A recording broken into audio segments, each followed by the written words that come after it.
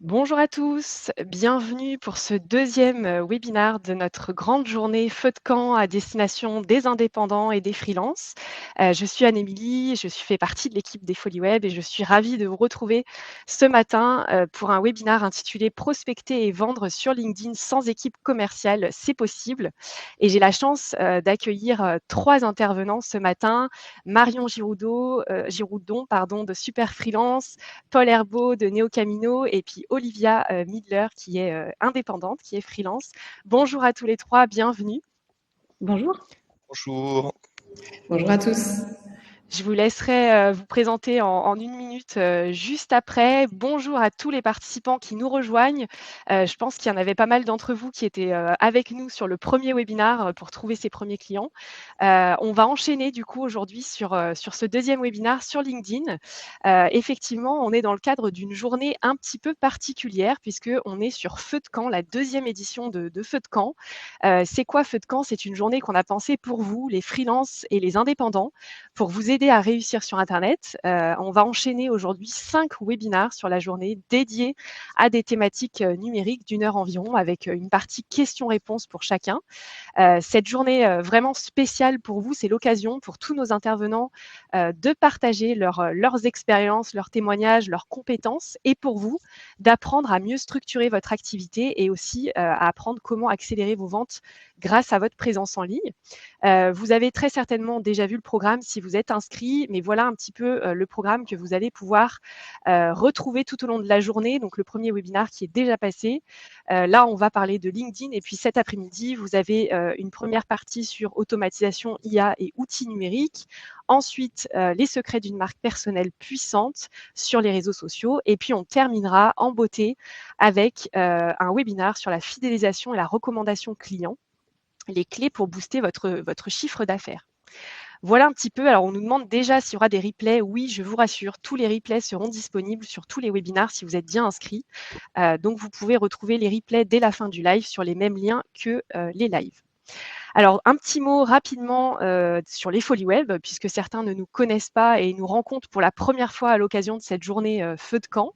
Les Folies Web, nous organisons des événements gratuits pour aider les petites entreprises à réussir sur Internet. On organise à la fois des ateliers en présentiel un petit peu partout en France et aussi en complément des sessions en ligne comme aujourd'hui. L'idée de ces événements, c'est vraiment de vous aider à atteindre vos objectifs professionnels grâce à votre présence en ligne et puis à vous encourager à passer à l'action pour atteindre ces objectifs.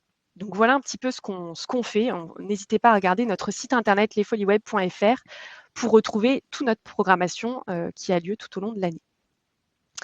Je voudrais aussi prendre une minute pour remercier tous nos partenaires grâce à qui l'organisation de cet événement est une nouvelle fois possible.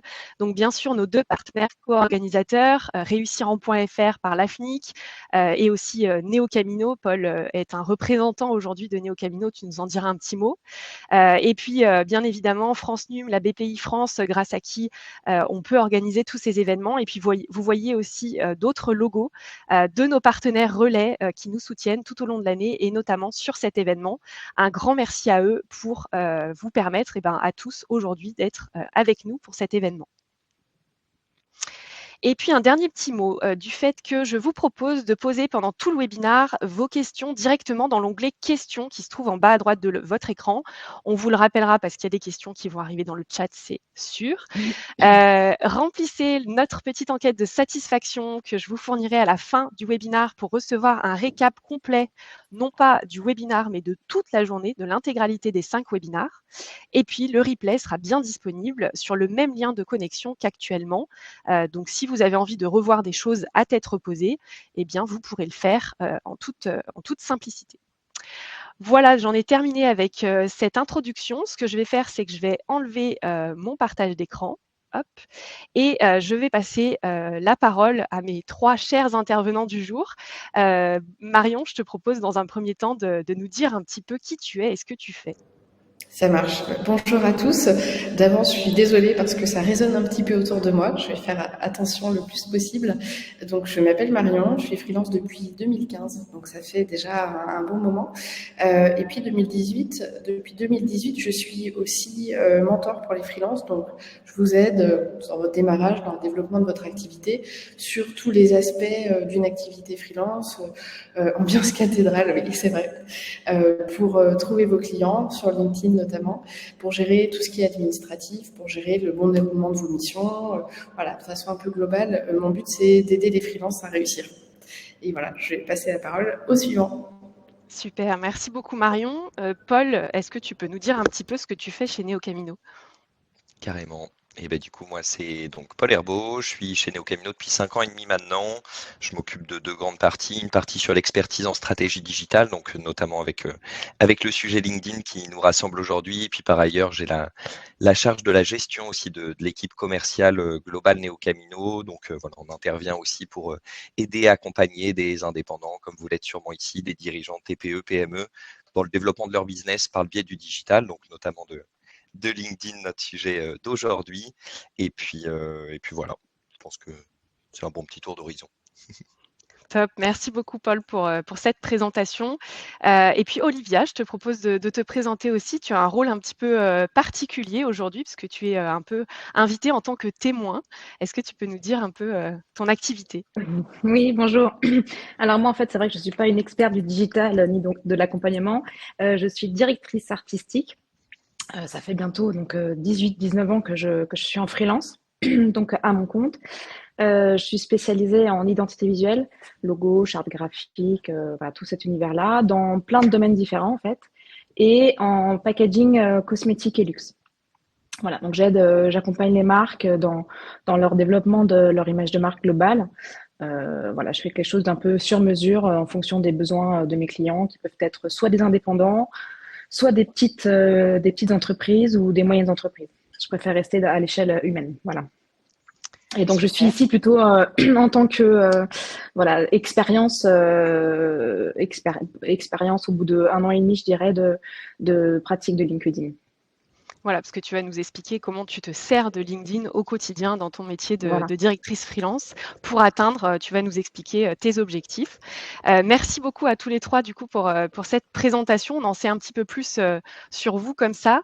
Je vous propose à tous les trois et puis à tous les participants qui le souhaitent, ça va vite défiler je pense quand je vais annoncer ça, mais c'est le but aussi, de partager votre lien LinkedIn dans le chat. Comme ça, on y va pour le réseautage.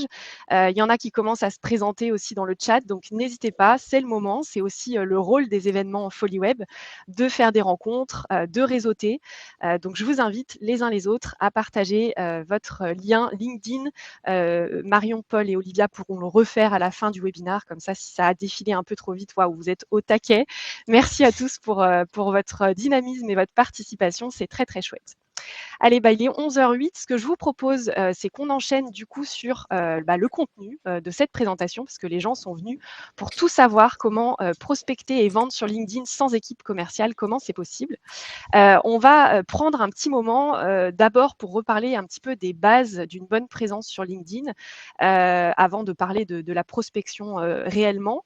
Tout d'abord, Paul, est-ce que tu peux nous partager un petit peu c'est quoi l'objectif aujourd'hui d'être présent sur LinkedIn? Est-ce que ça marche toujours en 2024, LinkedIn? Est-ce que c'est pertinent de se lancer sur une stratégie sur LinkedIn? Carrément, avec grand plaisir. Bah, pour moi, LinkedIn, c'est un outil qui a beaucoup évolué au fil des années. À l'origine, c'était plus un outil on va dire de recrutement, modèle de ce qui pouvait être fait à une échelle plus nationale avec Viadeo, par exemple. Puis ça a évolué en termes de pratique pour aujourd'hui devenir finalement le réseau social professionnel, donc qui permet à la fois effectivement d'être un outil business, donc d'aller chercher du prospect, d'échanger avec des partenaires potentiels, de trouver des clients, de signer du business, quoi, finalement, mais aussi par ailleurs d'animer un réseau. Aujourd'hui, on s'en rend compte, on connaît plein de monde, de plein de manières différentes, des réseaux, enfin des événements professionnels et tout ça. Maintenant, concrètement, c'est un vrai challenge que de réussir à garder tout ce joli monde engagé. On se rend compte que les mécaniques, par exemple, par le mailing, pas beaucoup les utilisent, donc on se retrouve vite noyé dans la masse. Donc on a un outil, j'allais dire intermédiaire, qui est ici LinkedIn. Et en complément de tout ça, bien sûr, ce qu'il faut, en tout cas à mon sens, comprendre aussi, c'est qu'au-delà de chercher à vendre via LinkedIn, il y a des étapes intermédiaires, hein, bien sûr, dans un parcours de vente. J'aurai aussi l'occasion d'y revenir, on y reviendra même collectivement. Mais ça intervient aussi sur des sujets de réassurance, de crédibilité. Par exemple, chez Neocamino, nous, on vend du LinkedIn, entre guillemets, hein, de la prospection LinkedIn. On l'intègre dans nos mécaniques d'acquisition digitale.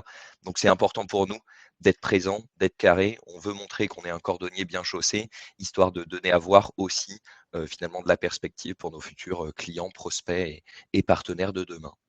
Voilà ce que j'en dirais ici. C'est super, de partager ça, pour commencer. Quand on a préparé ce webinaire, Marion, tu nous disais un petit peu la même chose de ton côté, que c'était, très compliqué d'entretenir, des relations, en one to one avec tout son réseau professionnel. Est-ce que toi, LinkedIn te permet du coup d'animer un petit peu, ta communauté et ton réseau professionnel, grâce à LinkedIn? Ouais, complètement. C'est ce qu'on se disait, garder un lien individuel avec toutes les personnes qu'on croise dans notre vie professionnelle, c'est quasiment impossible. Moi, ça me permet de rester en lien avec des collègues que j'ai eus il y a 15 ans, avec qui j'ai plus d'échanges vraiment. Mais grâce à ma présence sur LinkedIn, ces personnes-là savent ce que je fais encore aujourd'hui et parfois m'envoient des missions. Donc c'est quand même intéressant. Ça permet quand même aussi de créer plein de nouveaux liens, de se constituer une vraie audience de gens qui nous suivent. Et puis le prospect, tout le contenu qu'on publie est aussi quelque chose qui nous donne des signaux pour comprendre qui est intéressé par ce qu'on a à proposer. Donc ça peut aussi servir, on alimente le réseau, on l'étoffe un peu, et puis on peut aller prospecter directement. Et du coup, moi, j'avais une petite question en supplément pour toi, Marion. Aujourd'hui, on voit beaucoup de «personnalités» entre guillemets ou de gens, se lancer sur LinkedIn et avec ce concept de success story, pardon. Est-ce que, pour une petite, entreprise comme un indépendant ou un freelance, c'est encore possible de se positionner sur LinkedIn? Est-ce que toi, tu sens que tu arrives quand même à tirer, ton épingle du jeu? Oui, bien sûr. Alors, c'est de plus en plus difficile. L'algorithme est de plus en plus sévère. Par contre, ce que tu me dis, ça me fait penser que pour quelqu'un qui hésite à se lancer là et qui est complexe par rapport à tout ce qu'il voit, par rapport à des gens qui ont 100 000 abonnés, qui font des posts, qui ont des milliers de vues, il faut démarrer petit. C'est normal de pas commencer et d'en être déjà au stade de communauté, de viralité, de gens qui sont là depuis des années et qui maîtrisent très bien. OK, bah, c'est plutôt, rassurant du coup d'avoir, ce point de vue-là. Je pense que c'est une bonne transition avec toi, Olivia. Comment est-ce que tu, as perçu les choses? Tu nous disais que tu as commencé à peu près il y a 1 an et demi. Est-ce que c'est quelque chose que tu appréhendais quand tu as commencé ou, est-ce qu'on a un peu ce sentiment de syndrome de l'imposteur finalement? Oui, surtout que moi, la technologie, j'étais un peu une mamie de la technologie, donc c'était compliqué. On voit passer beaucoup, beaucoup de choses, on peut perdre beaucoup, beaucoup de temps à lire beaucoup, beaucoup de choses. Et du coup, on a l'impression d'être dans une marée immense. Après, chacun a sa personnalité, chacun peut montrer sa personnalité, se démarquer comme ça, en commençant petit, en se faisant plaisir, j'insiste, parce que quand même, il faut faire des choses un peu en se faisant plaisir, sinon ça devient vraiment une contrainte. Et voilà, je pense que c'est un outil malheureusement quasi obligatoire aujourd'hui. Et toi, du coup, ça te permet d'atteindre quoi comme objectif? C'est quoi ton objectif en montant ta stratégie sur LinkedIn que tu vas nous expliquer un petit peu, plus tard, mais c'est quoi ton objectif principal ou tes 2 objectifs si tu en as 2 en étant présente sur LinkedIn?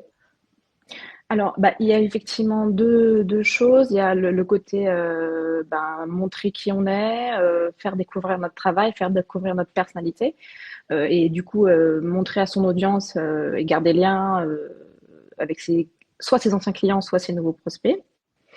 Donc là, c'est voilà, écrire des posts, partager des choses. Soit effectivement, c'est l'outil recherche qui est très intéressant, moi qui m'a permis voilà, de contacter des personnes que j'aurais pas pu contacter autrement, les trouver déjà.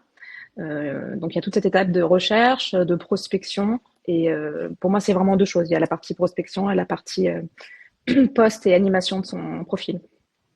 OK, donc tu as bien en tête, tes objectifs, ils sont bien identifiés et tu sais un petit peu, manier LinkedIn aujourd'hui et c'est une très bonne transition du coup avec la suite puisqu'on a découpé un petit peu le webinaire aujourd'hui en se disant: «On va peut-être d'abord, leur parler, aux participants, de c'est quoi un bon profil LinkedIn, ensuite c'est quoi un bon contenu et puis finir vers cette étape de prospection».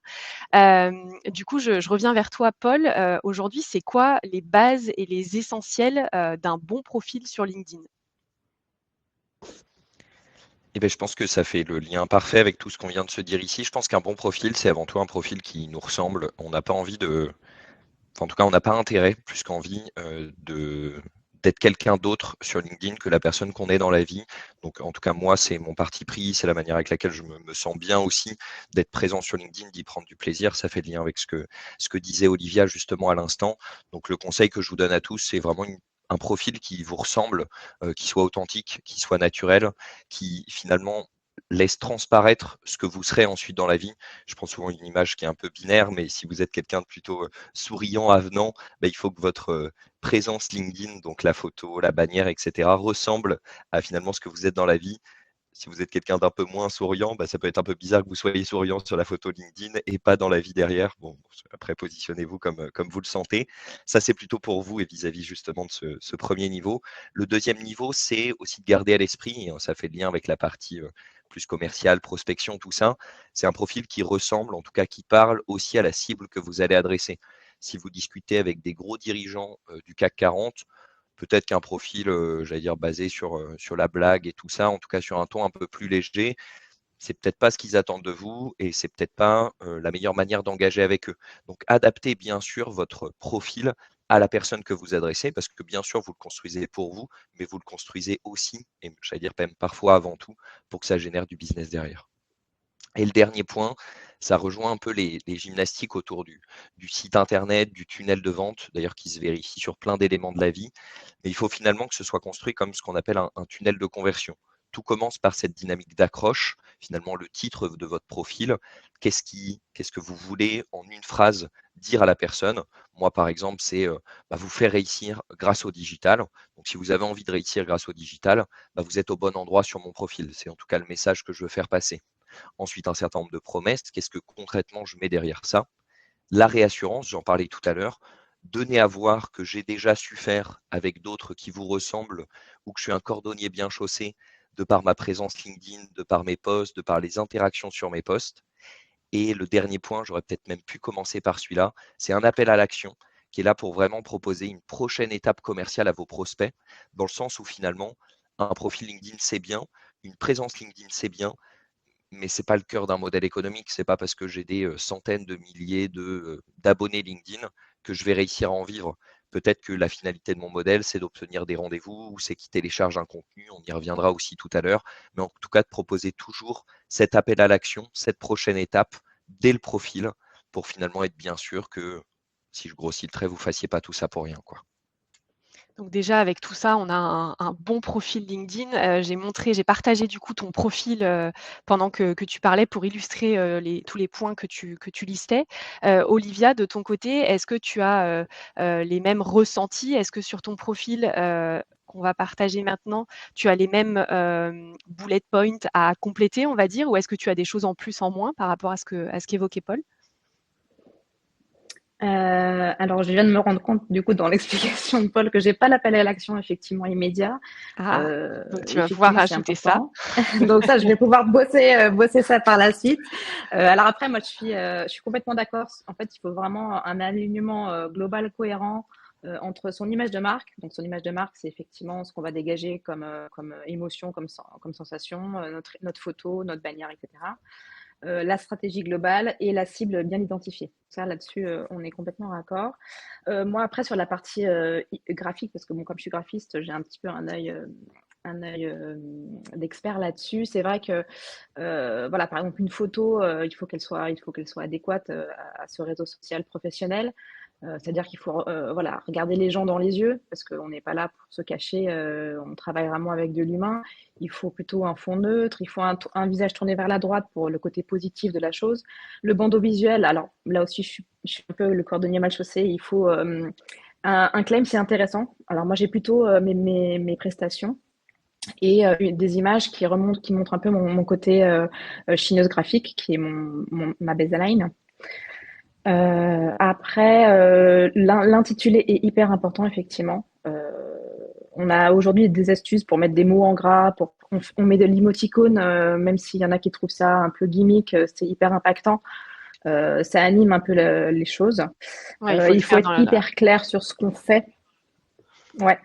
Il faut le faire en Il faut phase être avec ce que hyper tu clair es. sur ce qu'on fait parce que voilà. Il faut être hyper clair parce que si la personne doit chercher, elle part. Elle reste pas longtemps sur un profil, donc il faut être hyper clair dès le départ, quoi. Top. Et pour illustrer ce que tu disais, du Voilà. coup, je montrais aussi que tu avais bien défini, vraiment avec ces petits, tirets aussi, tes clients et tes piliers de process d'accompagnement. Donc ça, c'est hyper précieux pour les gens qui viennent sur ton profil puisqu'ils ont directement accès, à ces informations-là. Merci beaucoup, Olivia pour Oui. ce partage. Marion, du coup, de ton côté, je vais aussi, partager ton profil. Est-ce que tu veux, compléter un petit peu tout ce qui a été dit? Ouais, moi ce que je voudrais dire pour résumer, c'est que il faut un profil rempli.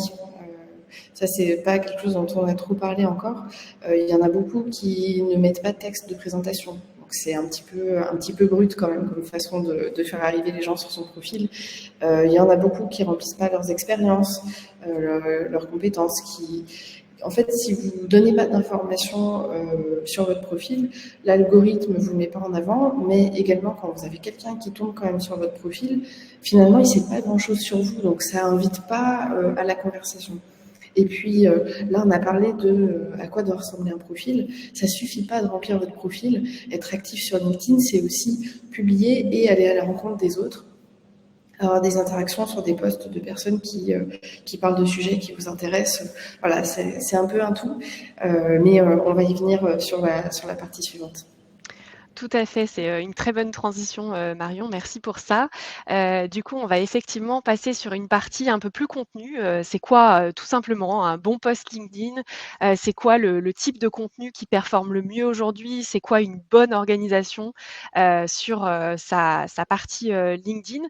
Du coup, on va rester avec toi, Marion. C'est quoi l'important, aujourd'hui pour rédiger du contenu, le plus important, pour rédiger du contenu sur LinkedIn? Bah, l'important, c'est le global. Il y a des gens qui sont contents parfois de faire un post qui fait du buzz, comme les gens disent, qui part viral, parce qu'il y a des centaines de milliers de personnes qui le voient. Faut arriver à avoir une stratégie qui est cohérente et qui alterne à la fois des posts qu'on appelle plutôt tofu, donc top of funnel, qui sont des posts plutôt destinés à faire de la visibilité, à être vus par plein de monde, et des posts qui sont plutôt, donc on parle de bofu, donc plutôt bottom of funnel, qui sont plutôt là pour parler à une tranche de votre cible qui est très resserrée et qui sont là pour convertir. Donc, il faut bien savoir quand vous faites un post, c'est quoi le but? C'est de vous faire connaître du plus grand nombre ou c'est que les gens qui vous connaissent aient plus envie de venir vers vous ou d'acheter? Faut Et toi, pouvoir. ton conseil, c'est plutôt d'alterner, de jouer un petit peu là-dessus, sur ces 2 types de contenus? Exactement. Et puis après, dans les contenus, ben, il y a plein de façons de faire. Ce qui marche très bien actuellement, et ça sera peut-être plus vrai dans un an, c'était peut-être pas vrai il y a 2, 3 ans, c'est les posts avec une photo et du texte. La vidéo, ça marche pas aussi bien que sur d'autres réseaux sociaux.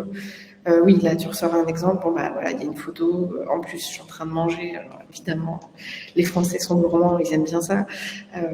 Et là, ouais, je crois qu'il y a eu plus de 50 000 vues. Euh, et ça m'a généré des prospects. C'est sûr que quand on fait quand on fait de la viralité, forcément, il y a aussi des messages qui arrivent en inbox.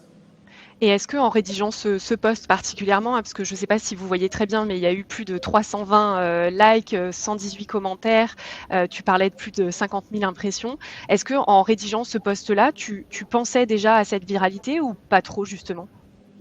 Non, je savais que c'est le genre de sujet que les gens aiment bien. Mais je pensais pas faire 50 000 vues.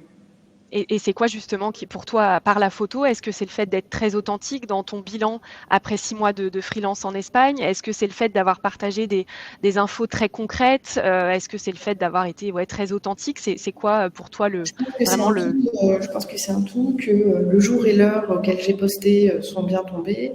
Je pense que la photo, ça marche bien. Je pense que c'est un post qui est très transparent et que ça a donné envie surtout à plein de gens de raconter leur histoire à eux dans les commentaires.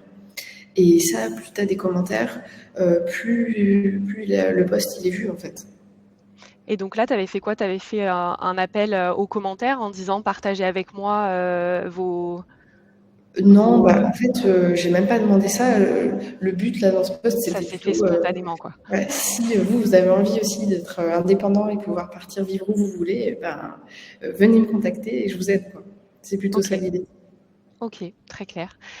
Paul, du coup, toi, c'est quoi ton sentiment sur c'est quoi un bon post LinkedIn et c'est quoi ta manière de t'y prendre pour rédiger? Est-ce que c'est plutôt spontané, plutôt réfléchi? Les deux, mon capitaine. Je resterai aligné en tout cas avec ce que j'ai dit tout à l'heure. Pour moi, enfin, un bon post LinkedIn, c'est un post vrai, authentique, qui vous ressemble, qui raconte une histoire, qui raconte une expérience. Enfin, on a envie de parler avec son cœur, quoi. On est à l'heure du digital, du quasiment tout digitalisé, même s'il y a encore, j'allais dire, du présentiel dans nos métiers, heureusement. Donc, si on arrive à montrer qu'on reste un humain, que, j'allais dire, le post n'a pas été écrit par une intelligence artificielle ou quoi que ce soit, ça donne plus à voir et mécaniquement, ça maximise aussi les chances que la personne se retrouve dans ce qu'elle est en train de lire et que du coup, elle ait envie d'interagir finalement avec le post.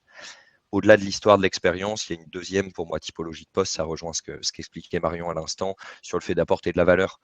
Moi, je suis très dans cette logique de dire il faut donner avant de chercher à recevoir.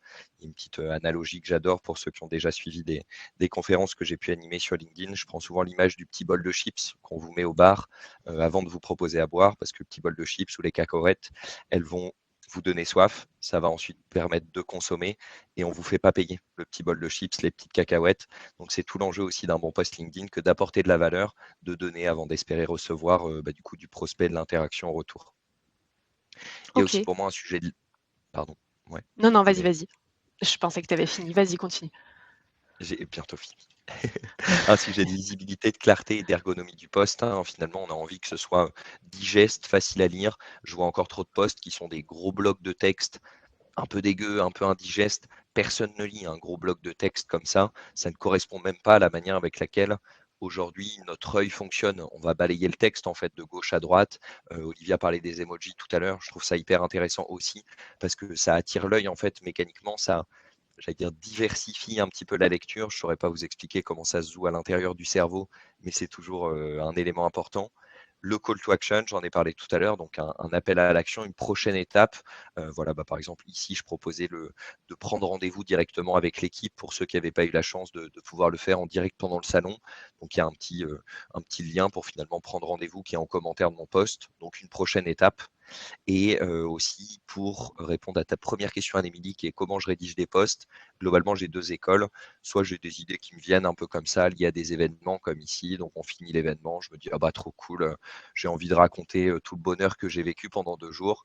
Soit ma deuxième technique, et qui est, je pense, un peu plus business, c'est de se dire, par exemple, si pendant la journée, j'ai échangé avec 10 personnes différentes et qu'elles m'ont toutes dit, j'ai pas le temps de faire du LinkedIn, je vais noter ça dans un petit coin. J'ai un pense-bête en fait sur mon téléphone. Souvent, les idées de poste me viennent le soir avant de dormir. Et je me dis, si les 10 personnes avec lesquelles j'ai échangé se posent la question ou se disent, je ne vais pas sur LinkedIn parce que j'ai pas le temps, ça vaut le coup que je fasse un post parce que si ça concerne 10 personnes avec qui j'ai échangé aujourd'hui, peut-être que ça en concerne 10, 100, 1000, 10 000. Et vu que je ne suis pas la cible clientèle que j'adresse, mieux vaut toujours être dans l'écoute active et s'intéresser à ce que demandent finalement vos prospects, vos clients, plutôt que de rester vous dans votre couloir, dans votre petite pièce, parce que potentiellement vos problématiques sont pas les mêmes que les leurs, quoi. Mmh. Et c'est toi Ça, qui c'est tu prends. hyper important, ce que tu dis, Paul, effectivement, de bien toujours se positionner, en étant un peu schizophrène et en se mettant dans la tête de son client et en se disant: «Mais qu'est-ce qui pourrait l'intéresser?» plutôt que de rédiger du contenu pour soi-même finalement et de manquer, les besoins et les réponses aux questions de tes prospects et de ton réseau. Olivia, de ton côté, est-ce que je sais qu'en préparant le webinar, tu nous disais que tu as pas forcément, tu sais qu'il faut mettre en place cette stratégie ou un calendrier éditorial, et cetera. Et tu nous disais que dans la pratique, c'est pas forcément le cas. Comment est-ce que tu t'y prends du coup? Est-ce que c'est plus spontané? Oui, en fait, moi, on avait beaucoup parlé du calendrier éditorial, qui est quelque chose d'assez, je trouve, rigide pour moi. Moi, je préfère, je bosse beaucoup plus sur voilà, des impulsions comme ça du moment. Je vais partir peut-être d'un sujet qui n'a rien à voir avec ce que je fais et toujours le ramener par rapport à mon expertise, parce que bon, on est d'accord, le but c'est quand même d'essayer de vendre ou de se faire connaître pour son expertise professionnelle, avec un call to action à la fin à chaque fois. Euh, voilà, donc je pars sur des événements, soit des événements effectivement dans le calendrier annuel, soit une histoire qui m'est arrivée dans le perso, soit une histoire qui m'est arrivée avec un pro. Toujours en le tournant voilà, par rapport à mon activité, faire un petit culbute sur mon activité de graphiste Mmh. ou alors sur le partage de collaboration, une collaboration avec un client, parce que parfois les clients ils aiment bien aussi être assurés sur comment ça se passe avec Olivier Midler, comment ça se passe avec une graphiste, je connais pas trop. Donc il n'y a pas que il y a beaucoup de gens qui postent par exemple des choses sur leur travail graphique. Moi, je pense que ça, c'est pas vraiment intéressant. Je pense que ce qui est le plus important, c'est le backstage, le côté humain, le côté comment on travaille avec Olivia, qui est Olivia. Et du coup, voilà, je préfère parler de l'expérience client que plus que de la. Bon, je mets quand même un peu de graphisme, mais voilà, mon objectif, c'est de montrer comment je travaille, comment ça se passe avec moi. Plutôt de l'humain que tes produits ou tes services. En tout cas, c'est ce que tu nous disais. Je voulais juste Voilà, revenir sur une, voilà, de l'humain et oui, je voulais juste revenir sur une de petite chose l'humain que tu. ou du service sur des problématiques clients. OK, on a un petit peu de décalage, je crois, désolée pour ça. Je voulais juste revenir sur une chose, Ah, tu expliquais que tu n'avais pas forcément de calendrier éditorial, mais en tout cas, ce que tu nous disais en préparation, c'est que même si c'est plus spontané, pour toi, tu as bien cette notion de régularité quand même. Tu t'y tiens assez régulièrement.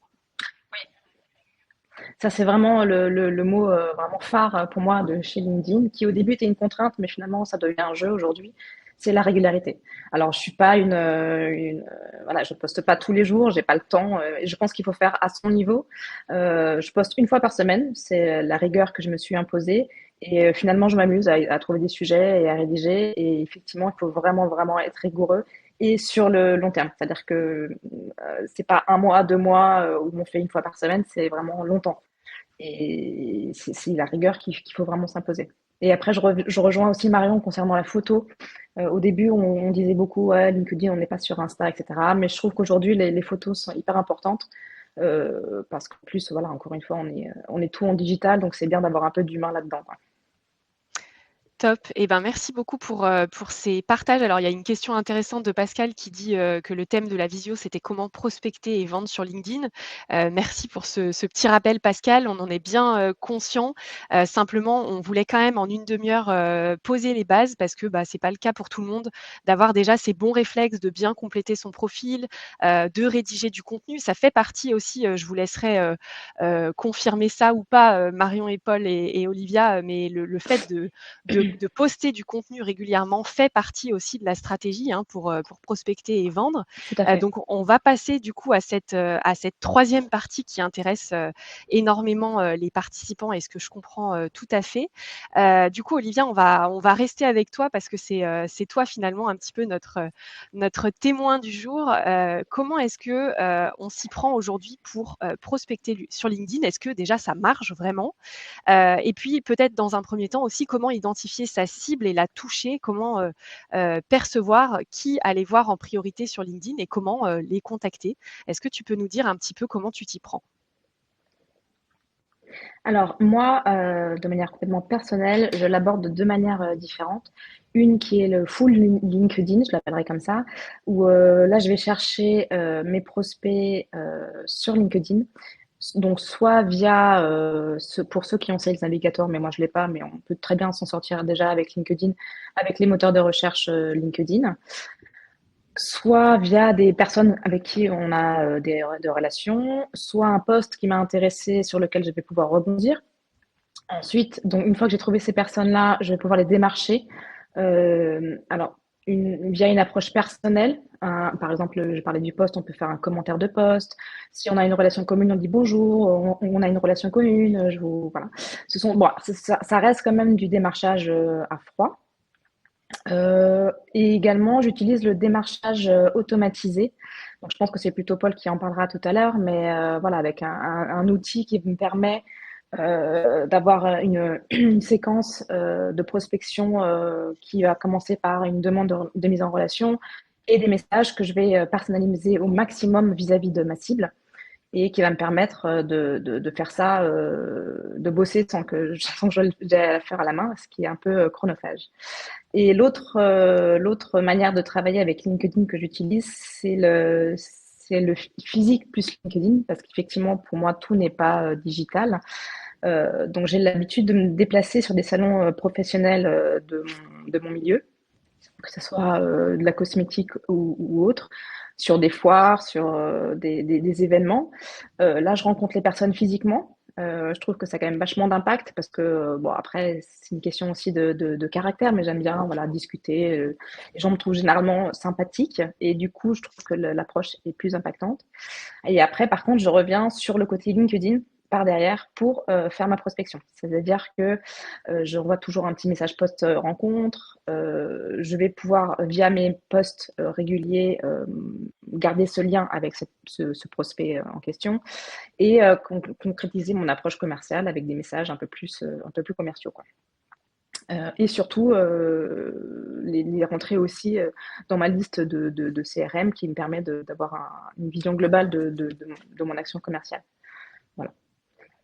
Donc Donc c'est hyper après, intéressant ce que tu une dis, fois qu'on a... Olivia. Du coup, tu combines vraiment la présence physique avec Oui, LinkedIn, donc c'est hyper intéressant. Et tu viens de dire quelque chose aussi que je pressentais tout à l'heure, à savoir que du coup, ta stratégie de publication de contenu fait bien partie de ta stratégie de prospection. oui, tout à fait. Parce que je vais essayer de répondre à des problématiques que j'ai, comme Paul, en fait, que j'ai pu déceler sur du physique. Et puis me présenter quelque part, en fait. Donc, ça va leur permettre de progressivement, parce qu'en fait, quand je rencontre des personnes, ils n'ont pas forcément un boulot sur le moment, un projet sur le moment. Et du Ouais. coup, le fait d'entretenir ce lien avec les gens, bah, ils vont dire, ah bah c'est vrai qu'il y avait Olivia, ah bah oui, j'ai besoin maintenant, j'en avais pas besoin il y a 6 mois, et voilà. Donc ça se OK, très combine, intéressant. enfin vraiment, c'est quelque chose qui se ressent en duo. Et j'avais une dernière question pour toi, Olivia, sur cette partie, prospection. Est-ce que tu peux nous donner, à la grosse louche et puis, sans être très précise, si c'est pas quelque chose, que tu veux forcément communiquer, mais est-ce que tu peux nous dire en 1 an et demi, qu'est-ce que ça t'a apporté, soit en qualitatif, soit en quantitatif, de mener, cette prospection sur LinkedIn et cette, rédaction de contenu? Alors, je pense que je suis encore un peu trop fraîche dans, dans la prospection. J'ai eu vraiment quelques clients très intéressants qui sont passés donc de prospect à client, qui sont en cours. Mais en fait, je me considère encore un peu en apprentissage, je dirais. Je pense qu'on évolue au fur et à mesure du temps. Euh, donc, je pense que j'ai pas assez de recul là-dessus, mais c'est aujourd'hui un de mes outils privilégiés par rapport à tout ce qui est prospection. Et je pense que tu es un petit peu modeste aussi en disant ça, que tu es un peu, jeune, sur LinkedIn. Quand on en parlait toutes les 2, tu me disais que ça t'avait apporté effectivement des bons clients, intéressants, et aussi tu me disais quelque chose qui est très intéressant, je trouve, pour les indépendants et les freelances qui nous suivent aujourd'hui, que ça t'avait apporté des mises en relation avec des partenaires potentiels. Est-ce que tu peux nous en dire 2 mots? Oui, oui, c'est vrai que souvent on pense directement prestations clients. Et en fait, j'ai du coup découvert des partenariats qui peuvent être un rapporteur d'affaires intéressant, qui permettent, un peu comme LinkedIn, de faire du commercial sans moi, d'avoir des mises en relation, de rassurer le prospect parce que c'est c'est via quelqu'un, donc la personne arrive en confiance sur mon site. D'ailleurs, j'en ai pas parlé tout à l'heure, mais dans un bon profil LinkedIn, tout ce qui est recommandations, c'est hyper important. Les gens, ils ont vraiment besoin d'être rassurés. Donc voilà, le fait de faire des partenariats, c'est une chose à laquelle on ne pense pas forcément en tant qu'indépendant. Et en fait, c'est vachement intéressant parce que la durée de l'année, ça peut rapporter, ça permet sans trop bosser sa partie commerciale, d'avoir des clients plus réguliers. Je trouvais ça hyper important que tu puisses apporter ton témoignage là-dessus parce qu'effectivement, la plupart du temps, et là, les gens qui sont venus, sur ce webinaire, sont venus la plupart pour trouver des nouveaux clients. Mais comme tu l'expliques, le fait de trouver aussi des partenariats, bah, ça peut aider dans son activité. Je pense que Marion, tu pourrais aussi, nous en parler, sur cette partie, prospection. Quelle est ton approche, ton retour, ton témoignage et est-ce que tu veux compléter la partie partenariat aussi? Ah bah, les partenariats, c'est génial parce qu'une personne peut être quelqu'un qui va t'amener 3, 4, 5, 6 clients en fait. Moi, c'est vrai que quand j'ai commencé, j'ai énormément travaillé mon réseau en physique à Lyon. Et les réseaux que j'ai créés à ce moment-là, sur mon activité de prestation de service, c'est mon plus gros atout. Ça m'amène les 3 quarts de mes missions. Donc, complètement en phase là-dessus. OK. Et du coup, sur la partie prospection, toi, est-ce que, au quotidien, c'est, que, de la rédaction de contenu ou c'est combiné aussi avec des prises de contact en direct? Comment est-ce que tu t'y prends? Alors, il y a deux choses que je peux faire qui dépendent du temps que j'ai à dispo, en gros. Déjà, comme on disait tout à l'heure, je crois que c'est Olivia qui disait que ces posts font partie de sa prospection. Moi, je sais qu'il y a parfois des posts que je fais qui ont pour objectif de générer des prospects. Donc, ça peut être un sondage et en fonction de la réponse de la personne, je sais si elle peut avoir besoin de moi ou pas. Et donc, je vais engager la discussion en lui disant, bah, j'ai vu que tu avais répondu à mon sondage, que tu rencontres tel problème. Voilà, j'engage la discussion là-dessus. Mais sur d'autres types de posts où les personnes s'expriment en commentaire ou même like, bah, du coup, c'est un signal pour moi pour me dire, OK, c'est le moment d'entrer en conversation avec cette personne. Et en fait, c'est assez facile d'engager la discussion parce que le problème de la prospection, souvent, et je le vois pour accompagner plein de gens là-dessus, c'est que tu sais pas quoi dire à la personne que tu veux contacter. Là, tu as direct un truc à dire. Salut, tu as liké mon post, tu as participé à mon sondage. Et c'est beaucoup plus facile d'aller vers l'autre comme ça. Donc ça, c'est se concentrer sur le contenu pour générer des contacts, des prospects intéressés. Et puis la deuxième chose que je peux faire parfois quand j'ai plus de place dispo pour mes accompagnements, c'est carrément d'utiliser la fonctionnalité de recherche. Pour ça, il faut identifier des profils qui correspondent à notre cible. Alors, Paul a beaucoup parlé de la cible aujourd'hui, de à qui on s'adresse. Ça veut dire que pour réussir sur LinkedIn, il faut d'abord faire ce travail de savoir à qui est-ce qu'on a envie de vendre nos services. Carrément. Sans ça, on ne saura pas qui on veut cibler. Quand on le sait, bah, c'est facile de se dire, OK, je vais chercher sur LinkedIn des personnes qui ont fondé des startups, des directeurs d'agences de communication, peu importe. Comme ça, on peut les trouver. Et une fois qu'on les a trouvés, bah, on peut les contacter pour engager un vrai échange.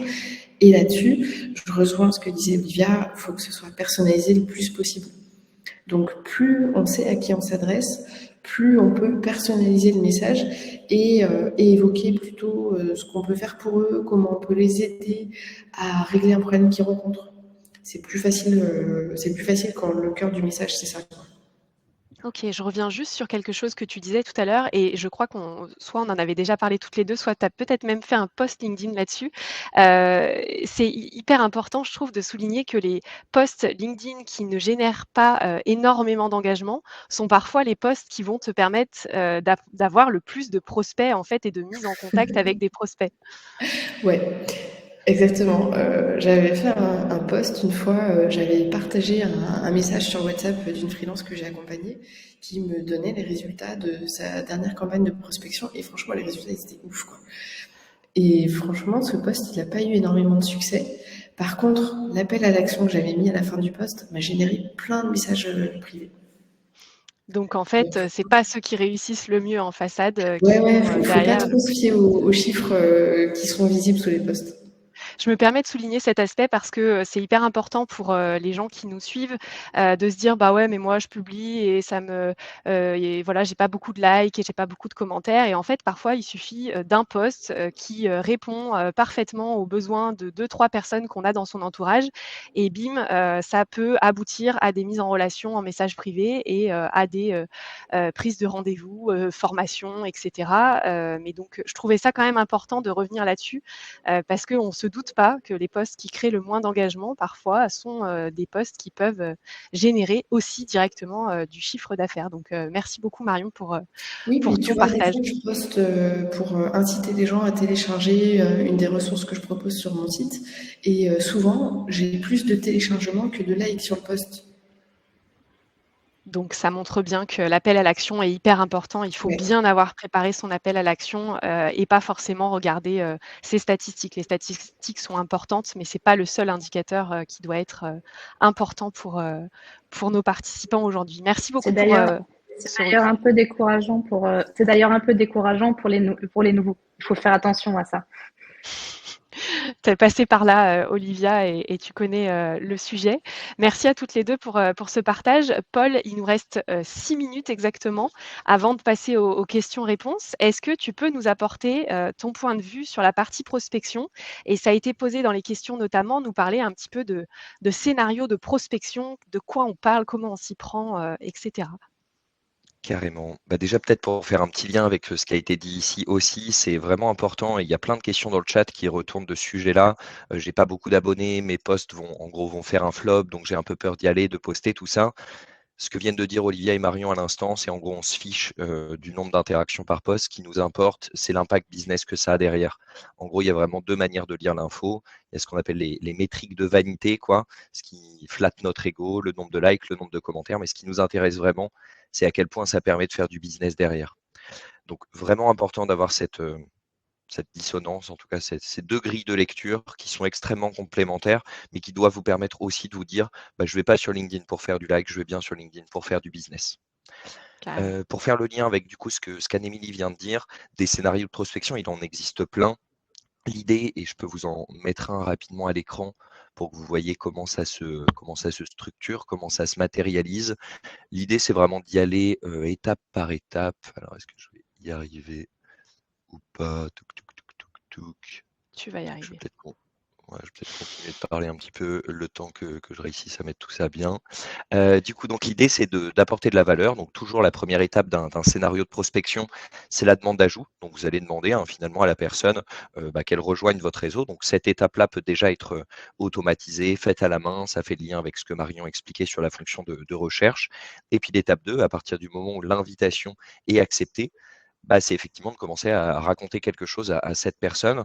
Euh, Olivia en parlait aussi, d'avoir justement quelque chose qui parle à la personne. Alors ici, je vous mets un peu dans le dashboard Neo Camino, donc des indicateurs et des métriques de suivi pour voir à quel point justement on performe en base de cette prospection. Donc le nombre de personnes qui ont accepté notre invitation, le nombre de messages qui ont été envoyés et le nombre de personnes qui y ont répondu, je vais y arriver, et le pourcentage d'atteinte de l'objectif business global.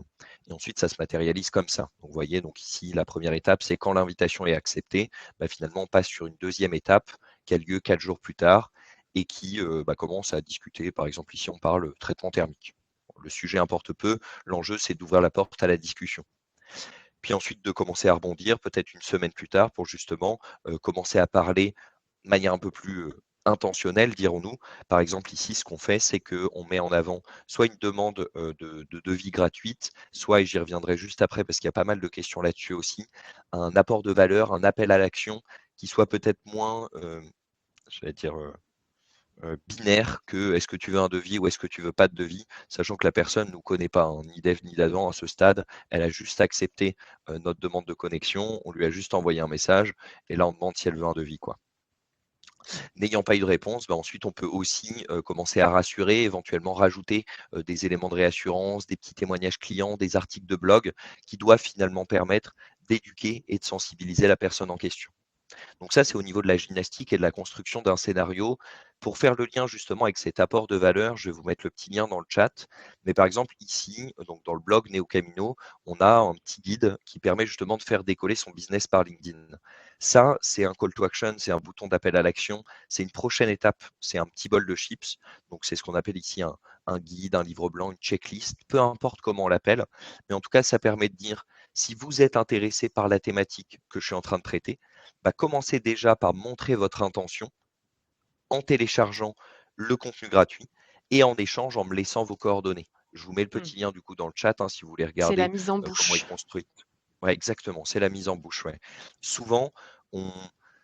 alors en plus, ce qui est contre-intuitif, c'est qu'on ne le ferait pas dans la vie de tous les jours parce qu'on ne se considère pas comme j'allais dire, des gros commerciaux méchants, pieds dans la porte, etc.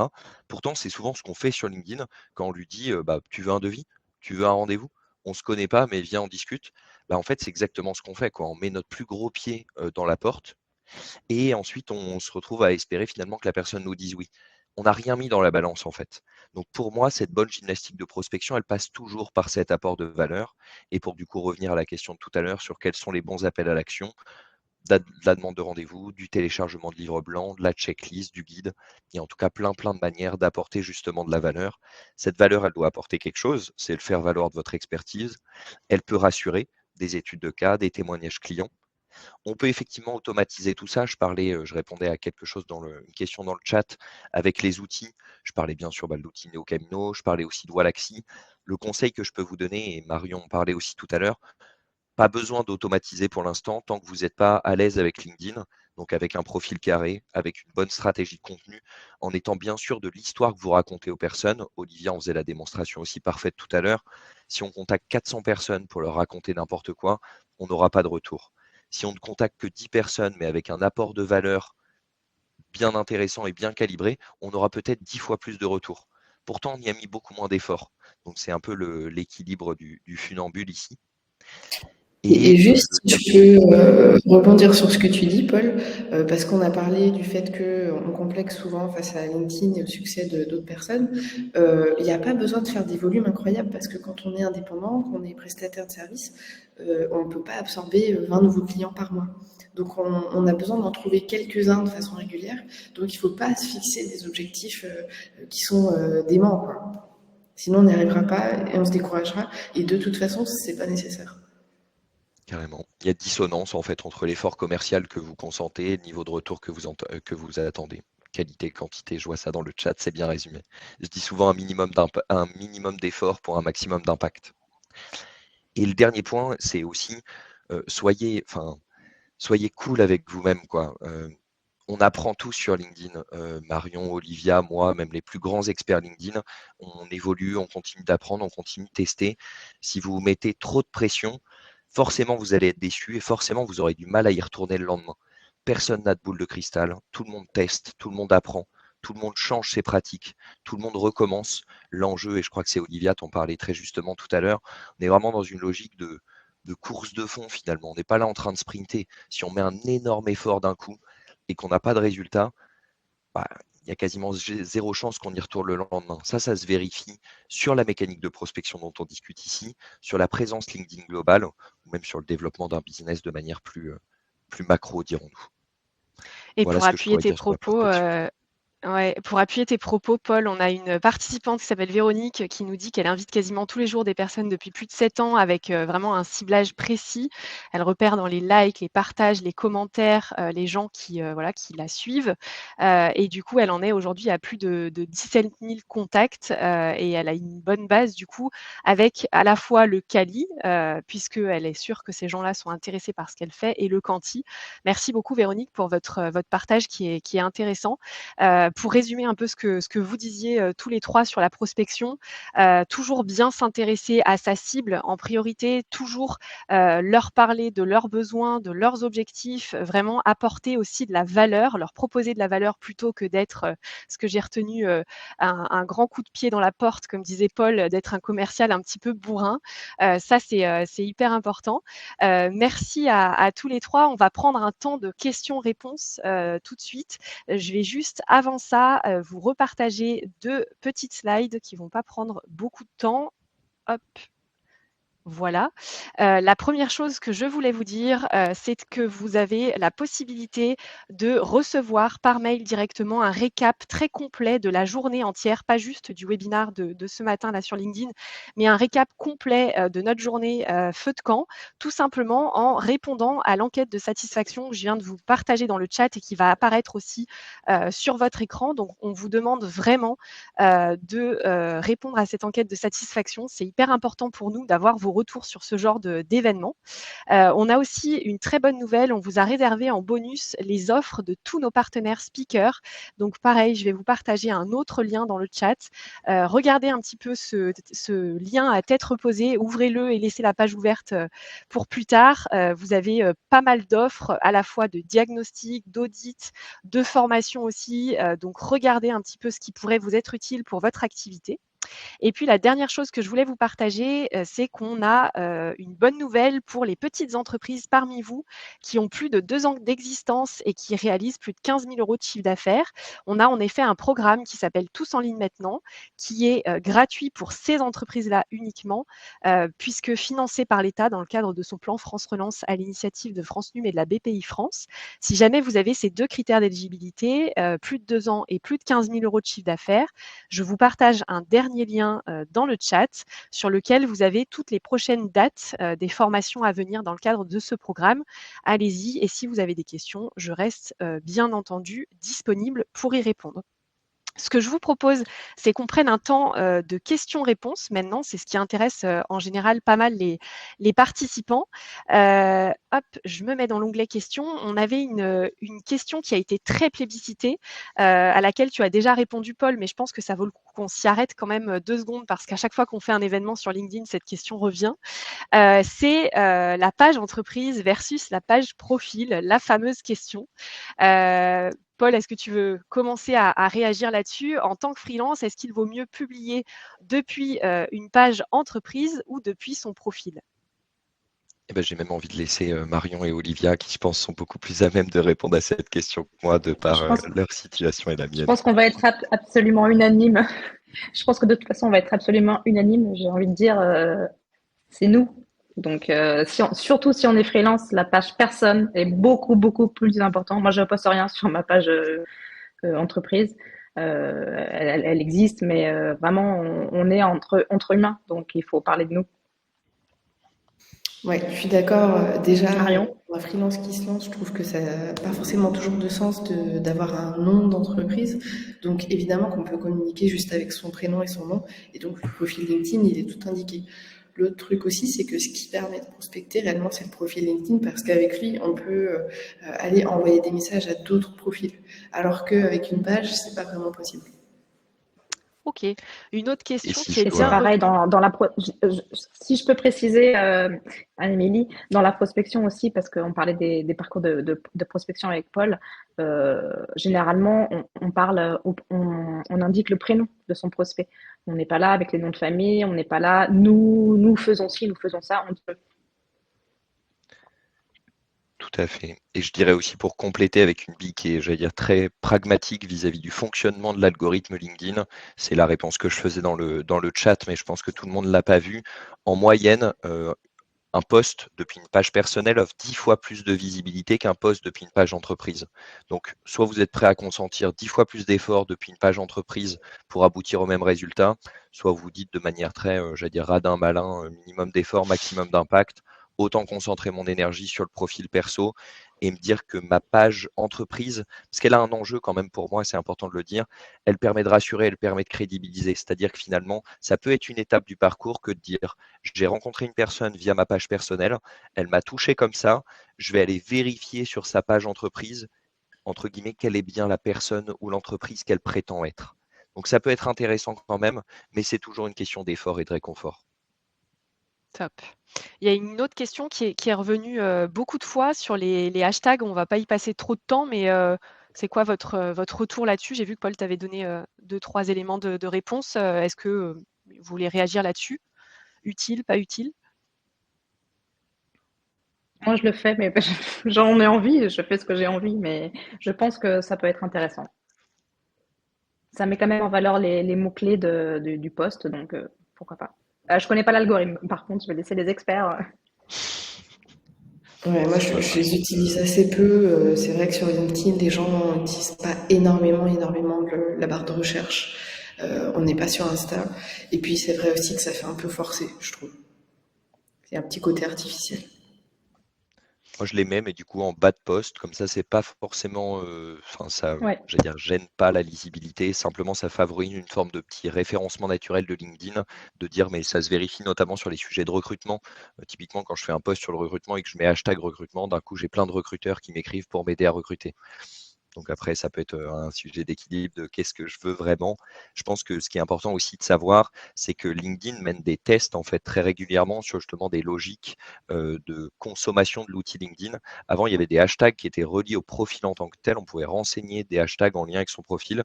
LinkedIn l'a fait disparaître parce qu'il s'est rendu compte que, comme le disait Marion, ça ne correspond pas au comportement des gens sur LinkedIn.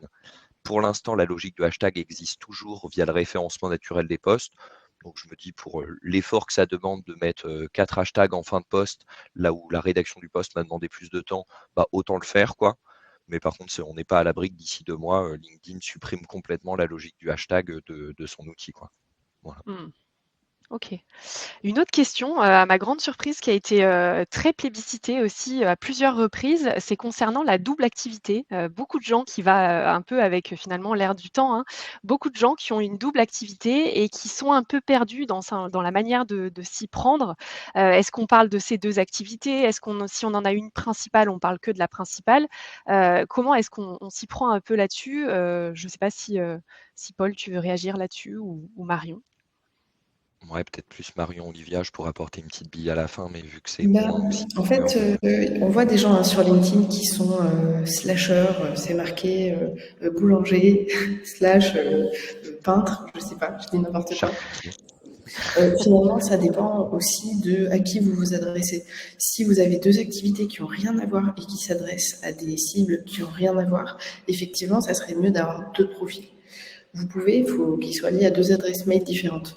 Par contre, si, je ne sais pas, vous proposez, l'autre jour, j'ai été contactée par quelqu'un qui est assistante virtuelle et monteuse vidéo. C'est deux activités qui sont séparées, mais qui peuvent s'adresser à la même cible. Donc elle, ça a du sens qu'elle ait un même profil qui serve pour les deux. Et du coup, sur la sur la rédaction de contenu, est-ce que, tu préconises plutôt d'alterner? Est-ce qu'on met une activité plutôt prédominante? Est-ce que tu as un avis, sur la question? Euh, Bah, c'est sûr que c'est pas simple. Alors, il y a un sujet qui est à la mode en ce moment, c'est les cycles de contenu. L'idée du cycle de contenu, c'est que pendant un mois, on va parler d'un truc. Pendant l'autre mois, on va parler d'un autre truc. Et Mmh. c'est un truc qui peut s'adapter quand tu as plusieurs types de services ou plusieurs types de cibles. Je D'alterner. pense que ça peut être intéressant d'appliquer ça quand on a une activité variée comme ça. Hyper intéressant. Oui, parce qu'en fait, on peut avoir. Moi, je dirais que j'ai pas cette typologie de problématique, mais presque. C'est-à-dire que je suis graphiste, mais j'ai vraiment deux typologies de clients. Parce que les gens qui ont besoin d'un logo, c'est pas forcément les gens qui sont dans la cosmétique et qui ont besoin d'un packaging. Et du coup, j'ai deux cibles en fait. Et du coup, je dois communiquer à mes deux cibles sur mon même profil et c'est pas évident. Mais je pense qu'effectivement, en alternance, après, la problématique reste relativement commune. De manière globale. Et encore une fois, on parle surtout de nous, de comment nous on travaille et d'authenticité. Donc, de toute façon, même si on a deux profils, on doit être constant sur les deux, quoi. Oui, pour préciser, pardon, il y a des participants qui réagissent dans le chat en disant que c'est interdit d'avoir 2 profils perso, LinkedIn et cetera. Ah oui, oui, on parle bien de 2 pages entreprises, concernant les 2 activités différentes, hein, effectivement. On est d'accord. Je vous propose qu'on prenne une dernière question que j'ai trouvée, aussi intéressante. C'est quoi, le call to action le plus efficace à votre sens et selon votre retour d'expérience à chacun? C'est la question à 1 million, ça, hein. Tout à fait. Moi, Avant de perso, En tout manger. cas, je pense, hein. Ça dépend de la cible, ça dépend du sujet, ça dépend de trop de choses pour avoir une réponse arrêtée. c'est ça, réponse de Normand, quoi. Tu n'auras pas la réponse à ta question, qui que tu sois qui l'ait posée, il faut tester. Voilà, c'est ce que En j'allais fait, dire. On enfin, peut conseiller quand même de tester. Pour être tout à fait complet, en fait, il y a des call to action, des boutons d'appel à l'action qui vont apporter énormément de volume. Typiquement des guides, des livres blancs, des checklists. Ça vous permet vraiment de faire de la masse, quoi, de faire de la quantité. Par contre, quelle est vraiment l'intention derrière ou quelle est la qualité du prospect qu'on va chercher? Ça, il va falloir ensuite décrocher le téléphone pour le découvrir ou aller se palucher plein de recherches d'infos pour trouver les bonnes personnes, les bons endroits, la bonne qualité de prospect. L'autre niveau, c'est de se dire, moi justement, je veux pas du volume, je veux des demandes de rendez-vous ou je veux des demandes de démo parce que je vends un outil ou je ne sais quoi. Dans ce cas-là, je propose un appel à l'action qui est, je vais dire, plus clivant, quoi, qui est plus binaire. Tu prends le rendez-vous ou tu ne prends pas, tu me demandes un devis ou tu ne le demandes pas. Ça risque d'être beaucoup plus quali, mais du coup avec beaucoup moins de demandes derrière. Donc c'est juste une question de funambulisme et d'équilibre. Quel est l'objectif en fait? Toujours la même chose. Ouais, c'est ça. Super. Et je pense qu'il est 12h04. On va pouvoir clôturer ce webinaire. Avant de nous quitter, je vous demande et je vous propose d'aller dans l'onglet sondage pour noter en 1 seconde ce webinaire particulièrement, puisque l'enquête de satisfaction à laquelle vous allez répondre vous permet de noter l'ensemble de la journée feu de camp. Et donc là, on aimerait avoir votre retour sur ce webinaire plus particulièrement. Donc n'hésitez pas à nous mettre une petite note entre 1 et 10. Je voudrais tout d'abord dire un grand merci à Marion, à Olivia et à Paul pour votre présence ce matin. C'est pas un exercice facile d'animer un webinaire, donc on l'avait préparé en amont pour vous. J'ai personnellement beaucoup apprécié cette expérience. J'espère que vous trois aussi. Un grand merci à tous les participants pour votre présence et votre dynamisme. Il y a eu énormément d'échanges dans le chat, de questions auprès des intervenants. Ce que je vous propose, parce qu'il y a encore des questions et qu'on doit malheureusement se quitter, c'est Marion, Paul et Olivia de remettre votre lien LinkedIn dans le chat. N'hésitez pas à contacter nos 3 intervenants du jour si vous avez envie de continuer la discussion, d'approfondir les échanges. Je vous laisse le petit mot de la fin à tous les 3, peut-être Olivia pour commencer. Oui, par contre, si tu peux me mettre le lien LinkedIn dans le chat. Voilà, super.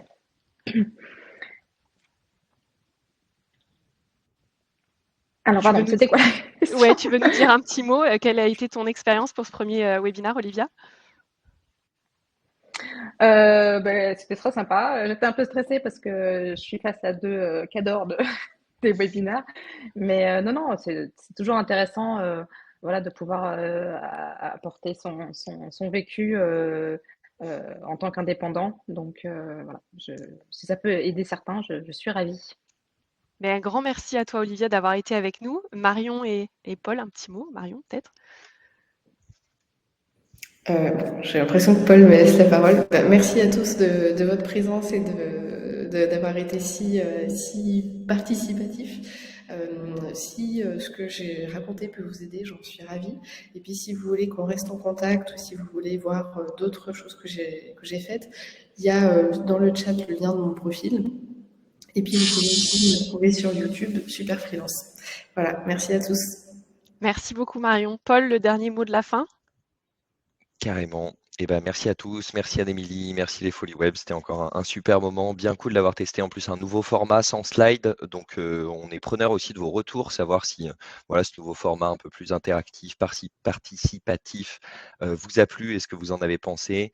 Ajoutez-nous sur LinkedIn, ajoutez-vous sur LinkedIn, prenez du plaisir à faire tout ça, et puis si on peut aider d'une quelconque manière, on est là pour ça et on le fera toujours avec grand plaisir. Passez une très belle journée, et puis encore merci Anne-Émilie. Un grand merci à vous 3 pour le partage, les sourires. Merci à tous les participants. Je vous ai déjà remercié, mais je le refais à nouveau. Et puis, pour rappel, la dernière information, si vous souhaitez recevoir le récap de la journée, je vous repartage à nouveau dans le chat le lien vers notre enquête de satisfaction. C'est hyper important pour nous d'avoir vos retours. Elle ne prend pas beaucoup de temps. Et vous recevrez par mail directement demain dans la journée le lien vers la page récap de Feu de camp, l'intégrale. Merci beaucoup à tous. Je vous souhaite un bon appétit et on se retrouve à partir de 13h30 pour le prochain webinaire Feu de camp sur automatisation, IA et outils numériques, économiser du temps et de l'énergie. Je vous repartage dans le chat le lien vers la page d'inscription si vous n'êtes pas inscrit à ce webinaire et qu'il vous intéresse. On se retrouve à partir de 13h30. Merci à tous. À bientôt pour un prochain événement Folie Web. Salut. Salut, bon appétit.